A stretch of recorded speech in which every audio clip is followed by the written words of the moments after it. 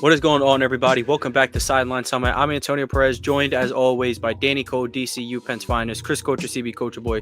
We have another great episode for you guys today. For those watching on YouTube, yes, we are back on our own channel at least once a week. We'll have our recap episodes over on the Belly Up Network as we usually have, and then we will have our preview episodes our preview episodes on this channel. If you're an audio listener, nothing changes for you. You know where to find us.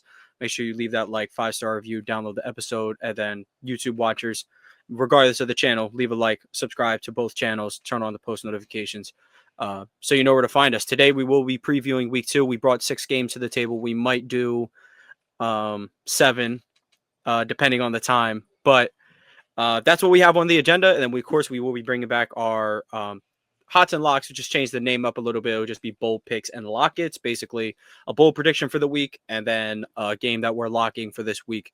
And hopefully we can keep track of that this time. But not to waste too much time. I mean, we did Summits and Plummets on our Tuesday record, so we'll just get right into the week 2 preview. And the first game we have on the agenda, we all kind of were unanimous. We got to talk about the Super Bowl rematch. Yeah, so I'll get it started with just one question to you guys. What would be the panic level on a scale from 1 to 10 if the Chiefs start 0-2? I would say I was like a 3, only because they didn't lose the Browns and the Titans. Like if they lost to the Browns and the Titans, then it would be high. To me, if you lose, I mean the Chargers, they looked good at points last year until Justin Herbert literally played the opposite he played all year in the playoffs, and then the Eagles literally won the Super Bowl. So for me, I wouldn't panic too crazy, just because I think the teams are high level. That would be me. I get that, Chris. My problem is when I look at their schedule, they have a first place schedule. In order to be a successful team down the stretch, you need to beat the teams that are part of your first place schedule. And if you're losing to the Chargers, you're losing to the Eagles. You have the Ravens in week 4. Sorry, they get the Giants. They should have a layup in week 3. Mm-hmm. Chiefs, Ravens. I know the Ravens historically have struggled with the Chiefs, but look, the Chiefs could start 1-3 realistically if they go 0-2. That's true. Starting 1-3 feels like you have to dig yourself out of a grave. Yeah, that is very true. Yeah. Just some things to put into context for the Chiefs, though. I mean, through these first 6 games, if you're going to drop any, it would kind of be this portion of the schedule because you don't have Rashee Rice and Xavier Worthy is hurt. But I agree with both of you to an extent. What was that? Grim Reaper's coming in. Apparently he's practicing. What the hell are they doing? I don't know. That's what I seen too. I seen that. I think NFL Underdog tweeted or something. I was like, dang, I thought his shoulder was literally fall off the bone like a turkey leg. How's he back? Yeah, a dislocated shoulder. You risk it going out there, but none shock pads can't help with. I agree with you both to an extent. I definitely, I guess it's if you are the Chiefs and your expectations are Super Bowl, 0-2 is not a realistic path to getting to a title. I don't remember anyone starting 0-2 and winning a Super Bowl. I'm sure it's probably happened once, but it's not a very realistic path. And then like Danny said, they do have the Ravens in a couple weeks. Giants should take care of business. I would say even with Xavier Worthy, who I think is questionable at the moment. Obviously, there's going to be no Rashee Rice. How should Kansas City attack the Philadelphia Eagles this week, in y'all opinion? Relentless. And the reason I say that is I think the Eagles can get away with – oh, wait. Yeah, you said how the Eagles should attack the Chiefs, right? Or the other way around? My brain literally is broken. I was writing all day. Sorry. I think the Chiefs should play what some would say is Patrick Mahomes, the hero ball, IDK. Just give him the ball and let him figure it out. Stop trying to get the ball to Pacheco. He literally just stumps really hard. He doesn't do anything. And just let Mahomes figure it out. Let him get the ball and let him get in the huddle. Let him get to the line. Let him figure it out, and you run with that. And I know that's probably not the best thing because the Eagles defense, especially the front line on the defense is OD. But if there's anybody who can do it, it will be Patrick Mahomes, in my opinion. And I don't know if I trust everybody after week 1, especially with Worthy probably not playing. Rashee Rice suspended. Kelsey literally running into Worthy. Like, I don't know if there is locked. So I think if it's anybody who's going to be locked, it's Patrick Mahomes. I think you kind of let Patrick Mahomes dictate how this game goes. No, it can be risky, but I mean, why not risk it with Patrick Mahomes? That's how I look at it, because I don't really see anything else. And Tony, I don't know where you got the stat that only one team started 0-2, but you're correct somehow. It's the 1993 Dallas Cowboys are the only team in NFL history to start 0-2 and win and make the Super Bowl. You're on mute, I think.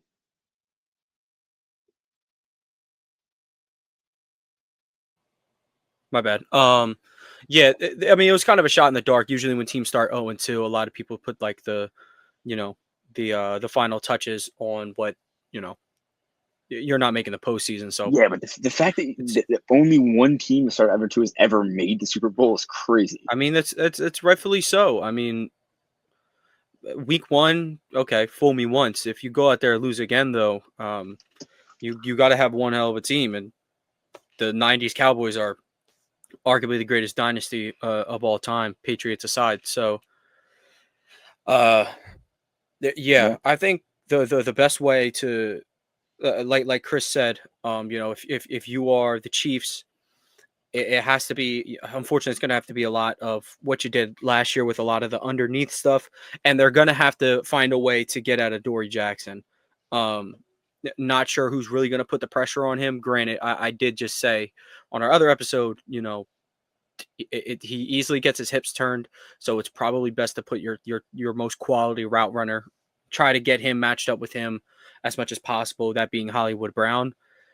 Because usually the key to being the Eagles, or at least what worked for the Chiefs in the past, was Kelsey, match him up with the linebackers and you go to work. But these days, like, Kelsey isn't that much of a mismatch. If anything, he's outmatched by Zach Bond at this rate. And the Eagles safeties are great in coverage as well. So I think that their key is to get Hollywood Brown the ball on out routes, in breaking routes, anything where he can take advantage of Adoree Jackson's leverage. And if it is Ja'Cory and Bennett out there, it's kind of the same thing, because you don't really want to go towards Quinion Mitchell. So that's how I guess I'd go about that. Onto an Eagles perspective, though.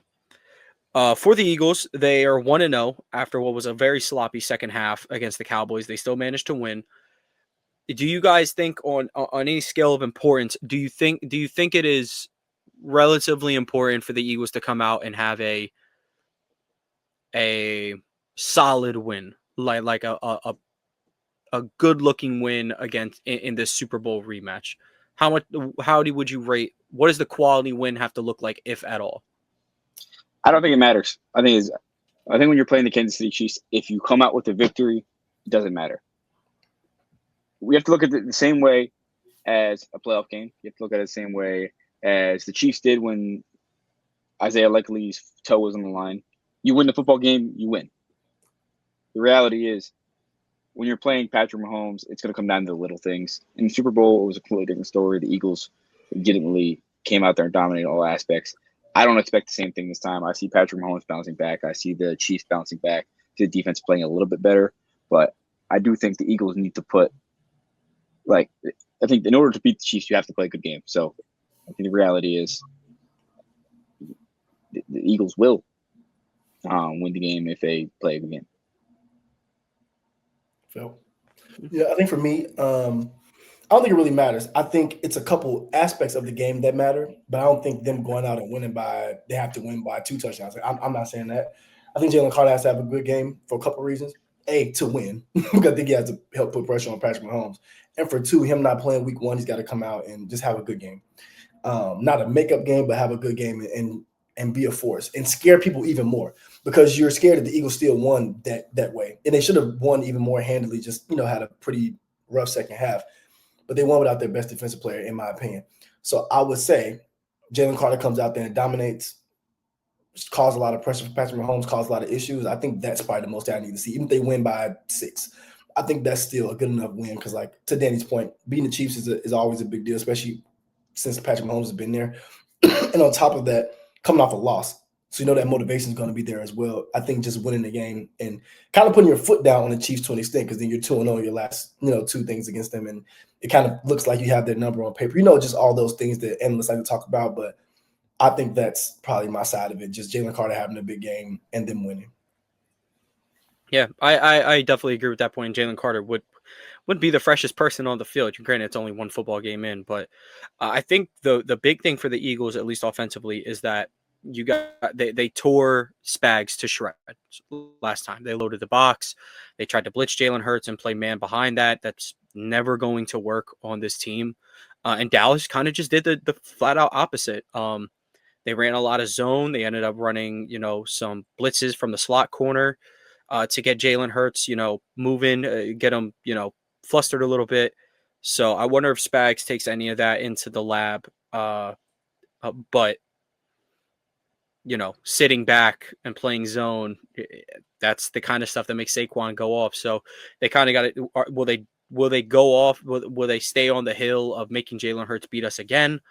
Time will tell. Time will tell. I think Spags is kind of in that. I think he'll stay with that mindset, considering Saquon is the more dangerous player. But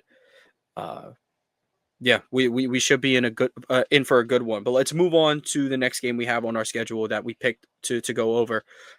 Bills Jets. The Bills are coming off a electric win against the Ravens, a big comeback late in the fourth quarter. The Jets are coming off a loss, but granted, probably one of the best offensive performances they've seen in years, along with Justin Fields, probably playing the best game of his career. So, I bring it to you guys. I guess the first question is about the Jets.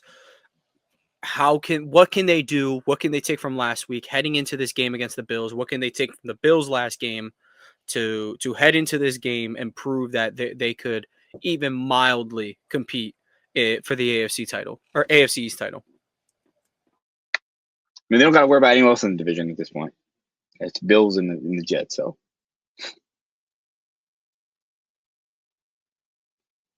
those Dolphins are nothing to be worried about. And that boy too is. Do they help us win the game or lose the game? I was like, that boy's cooked. I guess I'll start for the Jets. I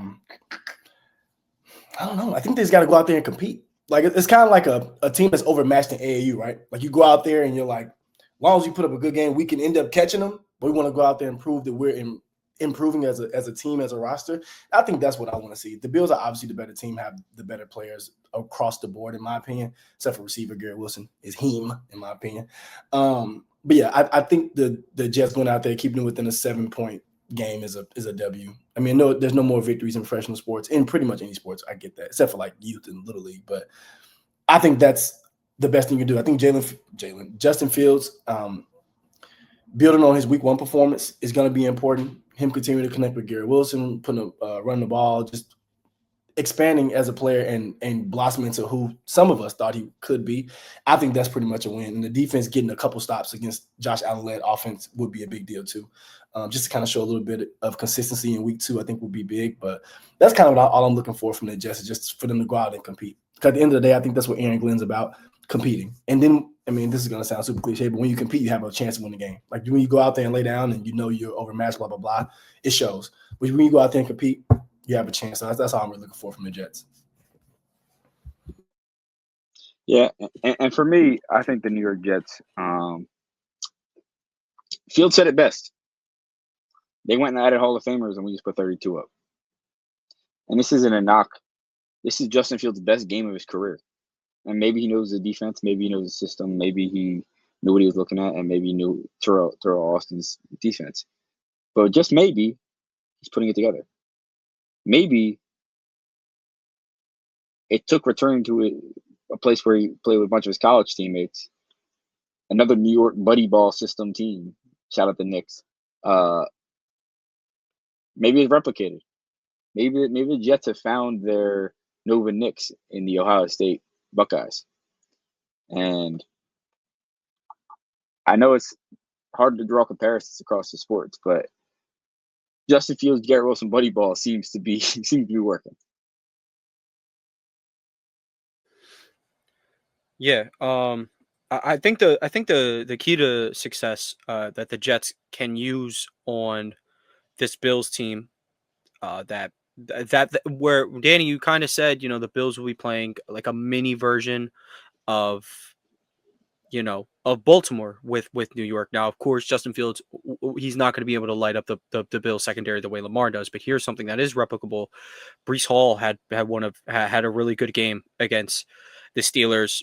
Justin Fields had a good day on the ground, and the Jets defense only let up 53 rushing yards to Pittsburgh. Granted, Pittsburgh has probably the worst running back room in the league, or rushing attack in general, given who their quarterback and starting running backs are. And James Cook is clearly better than Kenneth Gainwell, duh. And Josh Allen's better than Aaron Rodgers. But I think just your key to success is a little bit similar to the Steelers game. You need to run the ball well. The Bills did not do a good job on that against the Ravens. Derrick Henry had a day. Lamar had a day. So you need to use both your quarterback and running back to the fullest effect at the way Baltimore did. Get in the lab, figure out what they did. Defensively, you have to key in on James Cook, limit him, force Josh Allen to be the main threat in the running attack, get his arm out of the equation. Because as dangerous as the dude is, you'd much rather him running the ball than throwing. It's not much better, but that's where I think they need to. That's kind of what I would be working on, getting in the lab, figuring out how can we outrush them and how can we defend their rush, things like that. Um, and then as for the Bills, it's not all sunshine and rainbows. I mean, a win is a win in the NFL, but you were practically a miracle away from winning this football game. So, what do you guys think the Bills need to improve on so that they're not just overlooking the Jets are going to jet or whatever? Like, how should they be approaching this game, given what happened last week? Don't look past it. Don't look at it like it's just the Jets. Because, I mean, I've said 47 cliches so far in 30 minutes, but I'll say any given Sunday, anybody could lose. But that's the truth. Like, they can catch you and you lose. I don't think it happens, but it can happen. So I think the Bills got to come out looking to make a statement that them coming back and beating the Ravens wasn't a fluke. And they go out and kind of put belt to the Jets. That's, I think, would be a good game for the Bills. I think they need to win by 2 touchdowns just to kind of keep that mojo going of coming off a big comeback win. Well, a lot of people, including myself, was thinking more of it as a letdown from the Ravens than a comeback from the Bills. I think they need to go out and make a statement. So I think this game is a bigger point for them to make a statement than the last game we talked about for the Eagles beating the Chiefs. I think it's bigger for them to go out and really win convincingly on both sides of the ball. Justin Fields should the headline on Monday, Tuesday, whenever they start talking about it, was Justin Fields week 1 a fluke. Like, that's what I think the Bills should go out there and do, like terrorize him and then put up 35 points on offense. That's what I think they should be looking to do.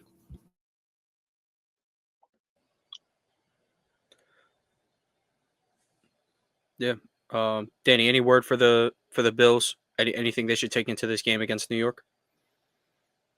They're your little brother. Act like it. I know the Jets have kind of beat them in some kind of wild fashion the last few years, but the Bills have been the owner of the Jets, and they're the better team. Josh Allen is the best player in the entire game, and act like it. Stop, don't play with your meat, as they say. Yeah, they being one singular person, Doc Rivers. But yeah, I think pretty much it's a lot of what you guys said. I think a guy who's gonna have a big challenge this week is Keon Coleman. He especially on the last drive had a pretty decent game against Baltimore. I mean, you're facing Sauce Gardner. You're facing one of the bare minimum 3 best corners in the entire National Football League. I don't expect you to go out there have 7 catches for 80 plus yards and whatnot, but he's going to have to eventually learn that there are some games where you need to be relied on, kind of like an ace in volleyball. Yeah, you will be locked up sometimes, and we're still going to go to you. We have no choice. So that's something that I think he could do a pretty good job with. I think the Jets corners, or slot corners specifically, did not hang well with Calvin Austin, with the tight ends, Skoranek, all that kind of stuff. So this could be a big game for for Kincaid, for Shakir. So that's something that Josh should probably look to. And hey, look, as much as I just said that the Jets need to stop the run, Jets got to establish the run. You cannot be in this AFC elite, because when the time comes, we got to ground and pound in the playoffs against the Chiefs or the Ravens, and you can't do it. And Josh is your option. Things can get a little stale around there. So, but I definitely agree with you guys said. It's kind of just handling business. Now, in my opinion, I think a game that is very important this week is Bears and Lions. These are two 0-1 squads. All right. The Lions were this Super Bowl favorite or whatever last year, lost both their coordinators all off season, was like, that doesn't matter. Like, it's really all about the talent with the guys on the team. And they went out and they got thumped by the Packers. Now, granted, the Packers could end up in the NFC Championship. Like, the Packers could just be the best team in the NFC, and we'd have no idea. Or maybe we do have an idea through 1 week of football. But the point is that it was all this hype in the offseason about how, like, all right, we're finally healthy again. Yes, we lost our coordinators, but this is our year to go to the Super Bowl. And you got thumped. So there's that. And then there's the Bears, who, one, this is a revenge game for Ben Johnson. And two, this is not a short week, but a shorter week playing on Monday. And your franchise quarterback looked deranged. He made some hero throws. I thought all of the out of structure stuff, he was really good.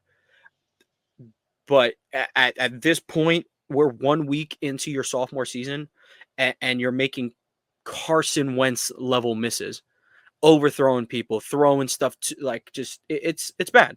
Some of the stuff was really bad, especially the DJ Moore. I don't know what the synergy is with them. Somebody should look up the Zodiac GM, see if you can figure that one out. They have none. It's ridiculous. And sometimes it's because DJ's not running the routes right, or Caleb's not getting into his drop correctly because his footwork's terrible. So a younger team on having one less day of practice to go prepare for one of the NFC elites. One of these teams has to drop to 0-2. And I mean, they don't have to. They could tie. They could do that. But one of these teams are going to drop to 0-2. I ask you guys this question. Who's in a deeper hole if they drop 0-2? The Chicago Bears or the Detroit Lions? The Lions, 100%. Only reason I say that is because I think the Lions are just projected to be better than the Bears overall, like to most people. So I'd say that puts them in a bigger hole. I think it's just for the Bears, I think for fans and the fan base, it puts them in a bigger mental hole. Like, oh, maybe Caleb just isn't the guy, which they've already been saying already. So maybe it puts them in a bigger mental hole. But in what matters, chasing the Super Bowl or, chasing playoffs or chasing being better, I think it's the Lions would matter more to, because then it looks like, is Jared Goff really just a Ben Johnson variant? Is Dan Campbell going horse for no reason? Like, what? Like, you know what I'm saying? It just brings a lot of questions that I think are more important for the Lions than the Bears. So that's what I say. Yeah. I don't know, man. I genuinely feel as if the Lions are in a better spot even with the loss. And it's because I know that the Lions have the talent. If the Bears start 0-2, we've seen that the Bears haven't been able. The last year, the Bears got knocked down and they got beat down.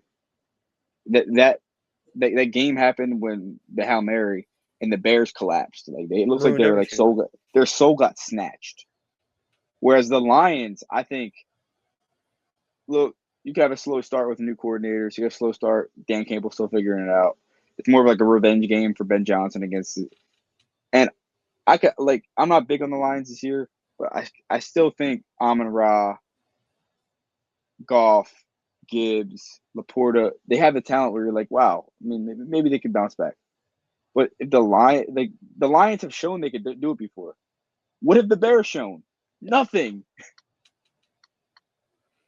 Yeah. I mean, it's not a Bears hate segment. It's the fact that the Lions went 15-2 last year and got walked down in the playoffs, obviously, but they at least showed they could go 15-2. The Bears showed they could go 3-14. Yes, well,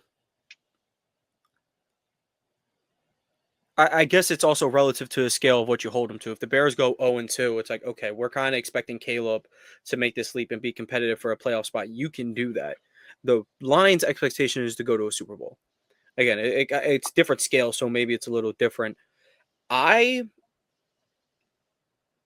think I would side with Detroit can't start 0-2, especially the way they lost week 1. And then if you go out there and you lose to the seemingly young team that is just has zero chemistry and the quarterback cannot get, his the little things together, even though he's a superb tier 1 thrower or arm talent guy, I don't think they can afford to go down 0-2, especially with the Super Bowl expectations. And yeah, like this is a team that they got them twice last year. The Bears have been like notoriously everyone's little brother in that division. You can't, don't be that team. You know what Kyle Kuzma say about the Pistons? It's almost like don't be that team. It's kind of the same thing if you're the NFC North right now and you're looking at the Bears. But granted, I think maybe not the Bears in totality. Caleb has a lot of pressure. Because again, like I said earlier, we're going into week 2 of his sophomore year, and he's not an above average quarterback.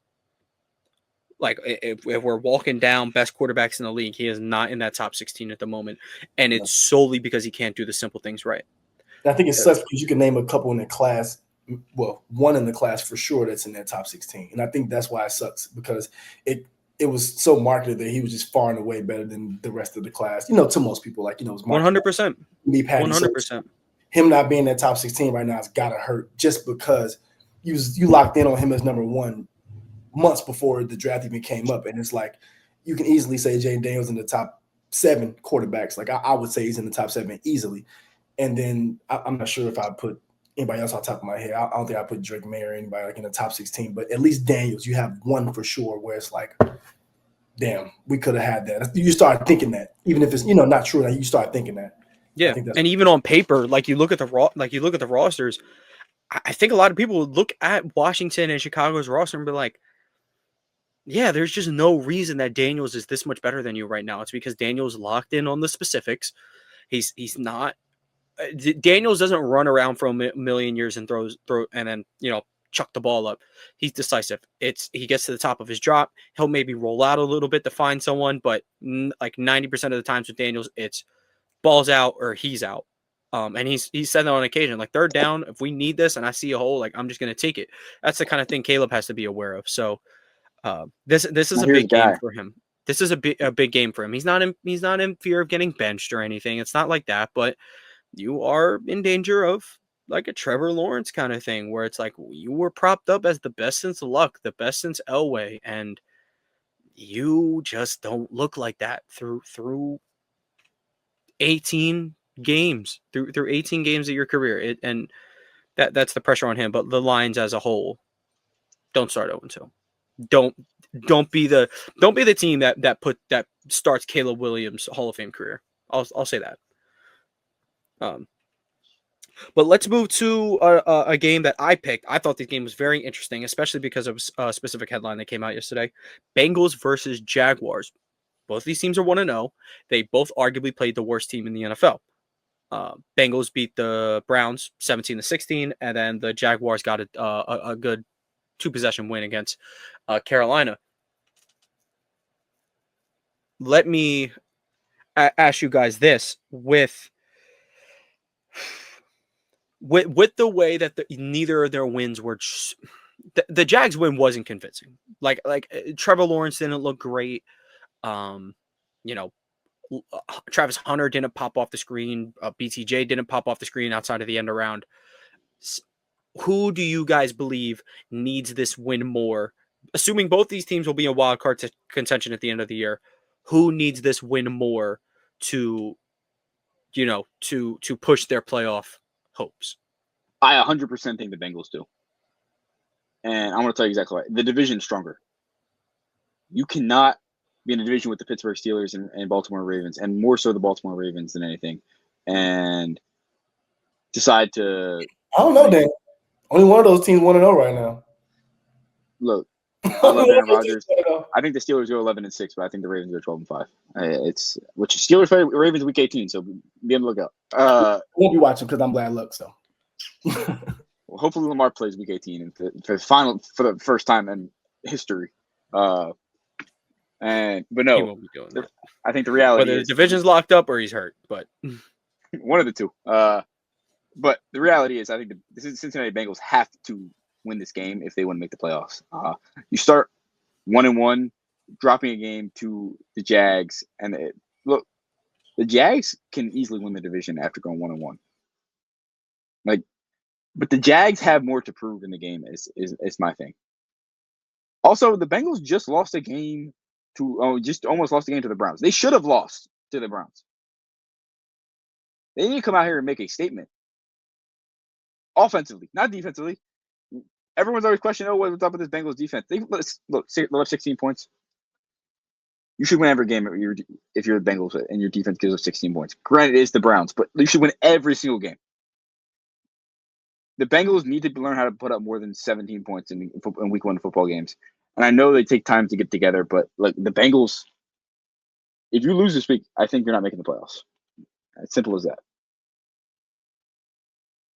yeah, I 100% agree with Danny. I won't even take much time. I think it's just more important for the Bengals because it's just harder for them in where they're placed and who they have to beat out for certain things. I think it's just more important for them to have these earlier wins, easier wins, if you will, because it's going to only get harder as the schedule gets on as they get into division games and things like that. So, yeah, I'm with Danny on that.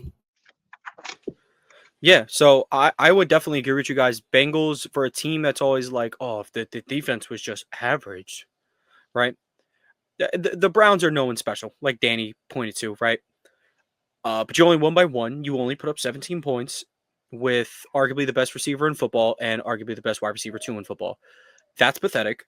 And on top of that, I do have to say they nearly got bailed out. I almost want to say Joe Flacco throwing 40 times when you were averaging 6 yards a carry is certainly questionable by Stefanski. I do have to say, like, you easily could have walked away with this one if you kept running the ball. You know who ran the ball great this week? Travis Etienne for about the first time in 2 years. So that's something I think the Jaguars could look at. They could look at how the Browns attack them, be way more aggressive on that end. And of course, you can get aerial on them. You always can. Joe Flacco just did it. I don't want to hear that Trevor Lawrence can't do it. He also needs to have a really good game. I do want to point this. While I agree with you guys, Bengals need the 2-0 start more. If the Bucs beat the Texans and the Texans start 0-2 and the Jags can get a 2-game lead on them this early, that will be so detrimental to two teams who I think have similar talent. So I just wanted to point that out. I still do agree, though. Bengals need this win lots more. Their offense needs to have a much better game. Let's go into the Bucs Texans game. They're the first Monday Night Football game we'll talk about. Yeah. Danny, I'll let you get started with this one. What do you think about this game? Yeah, this game, I think the Bucs are going to come in and dominate, and I'm going to say this for a few reasons. I think it's going to be a good game, but this Bucs D-line and the Texans O-line is a complete mismatch. You talk about trenches dominating the game. You talk about Bucky Irving taking over this game as well, and I think the Bucs own both of those. I think the Bucs will own the offensive line, taking over the run game, and I think running a bunch of play action with Baker. And they also own getting to CJ Stroud. And CJ Stroud, look, you watch his film and you're like, wow, he makes throws that are awesome. He just doesn't have the time. Like he's going to want to retire by the time he's 30 because his team is failing him. I wouldn't blame him. Like, legitimately, the more you watch this team, the more you're just like, wow, you have so much talent. What are you doing? It's just actually outrageous. I think it's kind of blasphemous that they kind of even disrespect CJ Stroud the way they do by putting that offensive line on the field. And I wish that they treated the offense the way they treated the defense on that team, because that defense is special. But it's actually a tragedy. Yeah, I would agree. But if there is anything to look at, Will Anderson won't be playing Tristan Wirfs. So that could be a pinpoint for the Texans to really hunt down this victory. But the defense ain't the problem. They held the Rams to 14. The offense scored 9 points. If your defense holds a team to 14, kind of like we said with the Bengals, yeah, you should win, but they didn't. So, Chris, what are your thoughts on this one? Kind of the question I wanted to point to you, kind of like how I said, if they start 0-2 and then Jags go 2-0, now we got some conversation. How dire is it that the Texans do not start 0-2, especially if we're heading into this Monday night game and the Jaguars did indeed upset Cincinnati? I think it's huge, just because I don't think it's going to get easier. And I think that's my issue. And I think not even easier schedule-wise, just with continuity and everything that I always talk about that I feel like matters the most in football, like the little things. I don't think that's going to get easier. So I feel like the Texans have to come out and win damn near. I feel like it's a must win, even though it's week 2. I know it sounds crazy, but I think it's a must win for the reason you said, for the just in case the Jaguars somehow beat the Bengals, just to get the morale going, to get the offense going. Like it's so much I think that goes behind this that I think the Texans have to treat it like a must win, like a playoff game almost. Like they have to be on it on everything, because like you said, a team like the Rams with the weapons that they have, holding the 14, you go out there and get 9. And then I think it's probably biggest for CJ Stroud. And the reason I say that is because since rookie CJ Stroud hasn't looked, I won't say great. He's still in that top 16 half we were talking about earlier, but he's closer to 16 than 1 in the sense of he is regressing to an extent. Like he's taking steps back more so than taking steps forward closer to where we may have thought. So I think it's big for him to come out and have a big game too. One of these weeks, he has to have an explosion somehow, some way. And I know he's missing guys that, he clearly loves throwing the Tank Dell. He's missing him. I get that. But CJ Stroud has to have a statement game soon. I think there's no reason why week 2 shouldn't be that. Yeah. And you know what? It's a takeaway. This honestly isn't bad, especially in this big year. Chubb had 4.5 yards per carry last game on 13 carries. That's something you can look to. That's something you can truly look to. I mean, the Bucks defense did a good job holding down Bijan Robinson last week, so I don't think they'll struggle with a Nick Chubb. But they need to know that they have a back or a bevy of backs they can at least give the ball to, without getting.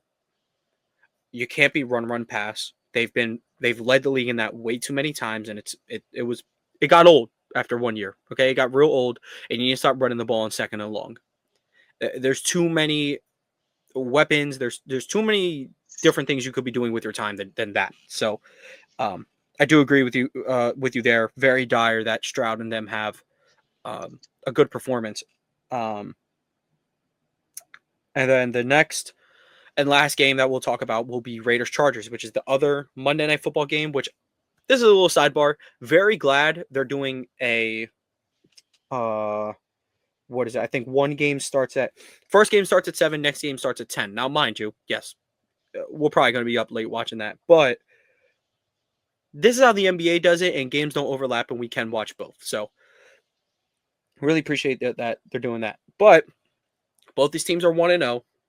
It's not expected that the Raiders are competing for the AFC West title. But if we're going into this game, and both these teams are looking like, wow, KC's 0-2, we could get a 2-game jump on them. Like that'd be huge. That would be huge. I'm not going to ask who this would mean more to, because the Chargers are clearly in a closer distance to that. Well, I guess it could, because the Raiders are probably going to lose both games to the Chiefs. That they need that. But but here's them Raiders have taken care of them Chiefs in the past. I think Bowles being questionable is huge, low key. I think him being questionable is huge. I feel like he probably plays. Oh, definitely. I think that's a big deal. Here's my question. If what would a win for either of these teams say? So we'll start with the Chargers. Chargers start 2-0. What are we thinking about them? Nothing different. 'Cause I seen him look good last year. I think I'm putting Herbert in that stance where I want to see you do it where it matters. Because I feel like and I know it's only been a couple times, but it's like with Jim Harbaugh and what he has around him, I think this offense is built perfectly around him currently. It's like I kind of expect him to win these games now. If he's going to be in that top 7 conversation where the majority have him in, these games was like he should go out there and win this one. Just like we look at if it was a Hurts or Lamar or Pat or Josh in that situation, like, oh, they should beat the Raiders. That's why I'm looking at this. So I'm looking for Justin Herbert to prove me right in that sense, to him to build on that. Let's see if Quinn Johnson switches back with CeeDee Lamb. Like, let's just see what happens. I think that's what I'm trying to see. I want to see a little bit more from Mario Hampton. I just want to see the Chargers more just show how they can be a threat to go to the Super Bowl. That's what I'm looking for. Yeah, I mean, I couldn't agree with you more. I mean, we see what the Chargers can do. They can beat the borderline reigning AFC champs. I mean, they struggled in the Super Bowl, but look, they could beat the best. They go out there in Sao Paulo, and they beat one of the best teams in the NFL. Can they consistently do it? Can they go beat a division rival who's looked great week 1, put up almost 400 yards passing? Can they put back-to-back consistent weeks of just great football together? That's something that I think that we struggle to see. And the same thing that people have always struggled with Lamar is they're going to be the same Justin Herbert fall down. It's going to be that you're putting up all these great numbers in the regular season, go win the playoffs. And Lamar's made the AFC Championship game, so like people aren't going to hate on him anymore. Herbert hasn't won anything. So the reality is, like, we've seen Herbert win the regular season multiple times. We've seen him lead teams. We need to see him win the playoff when it matters. I mean, I think we all agree that Chargers are going to make the playoffs. It's all about how far they go. Yeah, I would agree. I think something you kind of pinpointed, Chargers starting 2-0 in the division this early is huge. Because if you have a winning record against your division, you're in a very good prime position to probably win it, especially if you're one of or trying to be one of the AFC elites. So I do agree with you guys there. Now let's say the Raiders win this one. What are we kind of saying about the Raiders? Because week 1, they beat Drake May and the Patriots. Nice low win. Geno looked great. They go out and beat the Chargers, who dominated Kansas City. Regardless of how close that score was, they handled Kansas City pretty thoroughly. So what are we saying about Las Vegas if they can get this win? Look, this Raiders team, I believe when we talked about AFC West, I might have said this about them. I said this Raiders team screams we could backdoor a playoff run. It screams we have all the offensive firepower to go lit up any team in the NFL. I think the Patriots have a good defensive unit. Milton Williams looks really good. The Patriots were without Christian Gonzalez, their best DB. But the reality is they're still a good defensive unit, led by one of the best defensive coaches in the NFL. But Geno Smith throwing for 375 yards. If Brock Bowers is healthy, you've got him, Jacoby Myers leading your offense with what everyone agrees is going to be a running back who's just going to get better and better because Ashton Jeanty is Ashton Jeanty. The more you look at it, you see the Raiders, and you're like, oh, you have a top 5 edge rush player. You signed all these duos. I mean, your corner room is weak, but I mean, Thomas Booker looked really good against the Patriots, and things are just coming together. Jamal Adams somehow is playing efficient football at linebacker. Devin White played decent football as a linebacker. Like, dare I say, they could be this year's Commanders. Yeah, that's definitely possible. But instead of the veteran or rookie quarterback, it's a vet quarterback. Yeah, but yeah, I just think that they have the spark. They have the newness. I can see that. They have the spark. They have this new energy.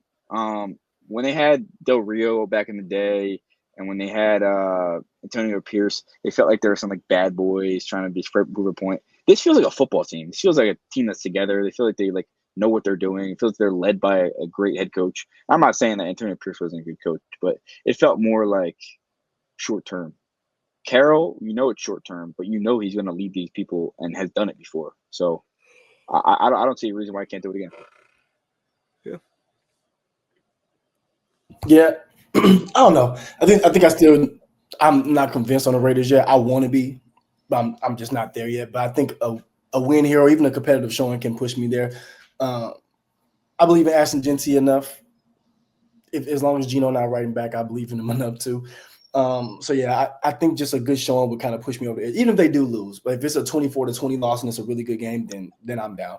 I just think I need to see it a little bit more because I do believe in Pete Carroll as a coach. I think the only mistake he's ever made was not giving it to Marshawn Lynch in the goal line. Outside of that, I'm good with Pete Carroll. So saying it's Russ's fault. And I'll 100% be behind out of it. I'll 100% be behind that. Because I'm Russ Wilson's biggest hater. But yeah, I think that's kind of what I'm looking for the Raiders.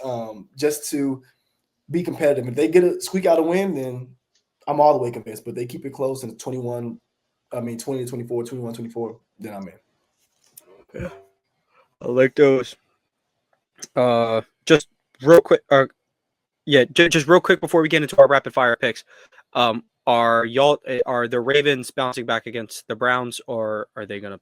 Let me say this right now. If they do not bounce back against the Browns, I don't know my team worth of nothing. I don't know my quarterback worth of nothing. I don't know anything because you got Grant Delpit, good player. Jerry Jeudy, very good player, one of my favorites. I do like Jerry Jeudy. You got them talking like y'all are the Titans or someone else. And you got Mr. Sideburns Humphrey talking about Chick-fil-A being garbage, which is just a lie. On top of that, I need to see a 2-touchdown win or more with Derrick Henry 2 touchdowns and Grant Delpit leaving with a broken face. That's what I need to see. Because you already looked soft enough to let the Bills come back on you. I mean, the Bills, obviously, AFC Championship team. I get that. You got to put belt. You got to put the Browns back in their place. It's a big day in Baltimore for the 40th. I mean, I think it's the 50th for something. It's something in Baltimore. You got to put belt. Put the Browns in the place where they belong, where they should understand where they belong. I get you have new aura, new fun, blah, blah, blah. You're still the Browns. The Ravens need to show them that and win by 2 touchdowns plus with Derrick Henry 2 touchdowns. Even if they win and it's close or they don't dominate, I don't even count it as. I mean, it's going to win. Obviously, it counts as a win, but it doesn't mean anything. They need to go put. And belt. Danny, real quick, are the Steelers handling the Seahawks, riding the high? I think the Steelers have back-to-back revenge games, and they're all downplaying. DK is like, no added extra wood to the fire. Come on, bro. DK he's getting 15 targets. DK first quarter touchdown. I'm calling it. DK's getting a handoff, bro. Dude, he might run through Devin Witherspoon's face. I got Witherspoon in that one. If not Rick Woolen though, Rick Woolen getting sent to the shadow realm. Yeah, Rick Woolen's getting sent to the shadow realm. Devin Witherspoon will send DK there as well. He's a crib. Come on now. But let's get into the. Oh, go ahead. I know. Yeah, we're getting into rapid fire for sure. Okay. All right. We're not going to include the Thursday night football game. We're recording that just before. I'm taking the Packers though. I was going to take the Packers as well, but if they win, I don't want to be like, oh, I'm taking the Commanders, so it's okay. I'll throw it out there. I'm taking NFC Lamar tonight. Yeah. All right. Jaguars, Bengals. I got Jaguars. I got Bengals. I got the Bengals. Giants, Cowboys. I got Cowboys. Cowgirls. Got it. Bears, Lions. I got Lions. Give me the Lions. I got the Bears. Rams, Titans. I got the Rams. Rams. Patriots, Dolphins. I got the Pats.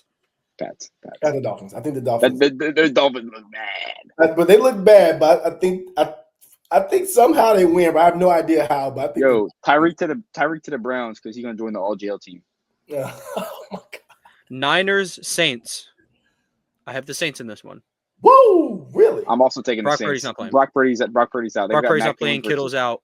But Mac Jones is playing, and we've seen Mac Jones Pro Bowl year. Was it as bad as Tyler Huntley's? Are you so sure? Tyler Huntley, low key, is better. Is Spencer Rattler better than Mac Jones? Possibly. Hey, you don't want to know the answer to that question. Possibly. Is he better than Tyler Show? Mac Jones and Spencer Rattler are both better than him, but I'm going with the 49ers. Dude. I have to. Yeah, I don't blame you. I'm going with the Saints. Bills, Jets. I got Bills. Bills, yeah. Seahawks, Steelers. I got Steelers. Steelers. Unfortunately. Browns, Ravens. I got Baltimore. I've got Baltimore, but I think the Browns keep it closer than people think, And just because if they do, that would be my 13th reason, but I have the Ravens.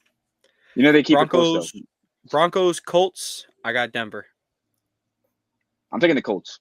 Yeah, dang, that's a Colts. Panthers, Cardinals. Panthers, Cardinals. I got Cardinals. Yeah, Cardinals. Yeah.